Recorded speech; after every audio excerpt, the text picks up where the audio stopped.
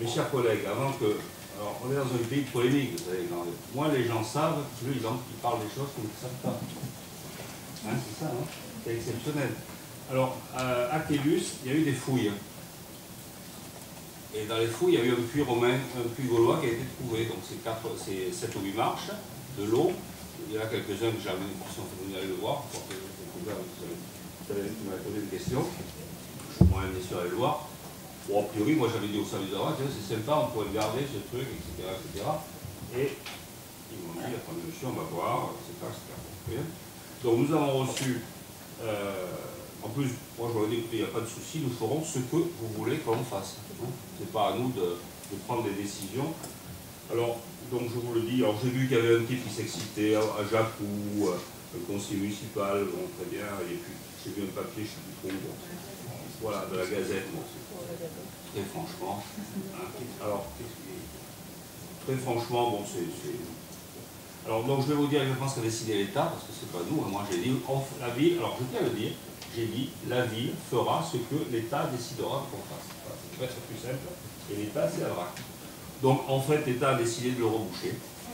Il le justifie pour des raisons techniques. Et je crois d'ailleurs qu'ils l'ont déjà rebouché. Ils l'ont déjà rebouché. Voilà.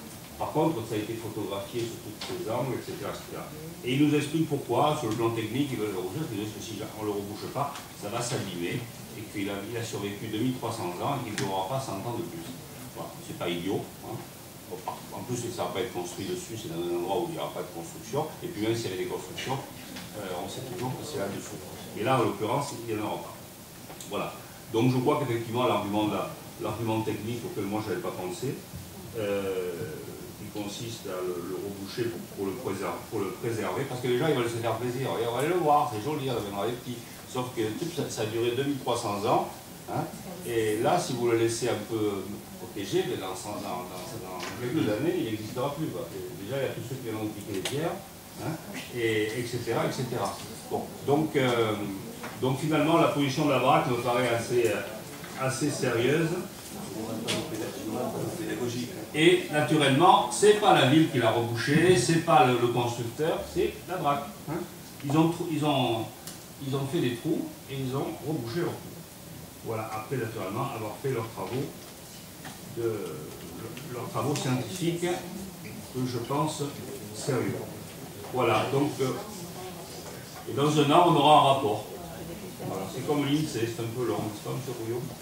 Bon, voilà mes chers collègues, ce que je voulais. Ça s'appelle parler pour dire. Pardon? Non, c'était un blaguant. Je blaguais sur la.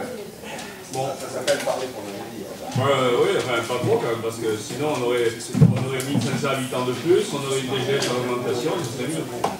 Bon, mes chers collègues, je vous souhaite un bon...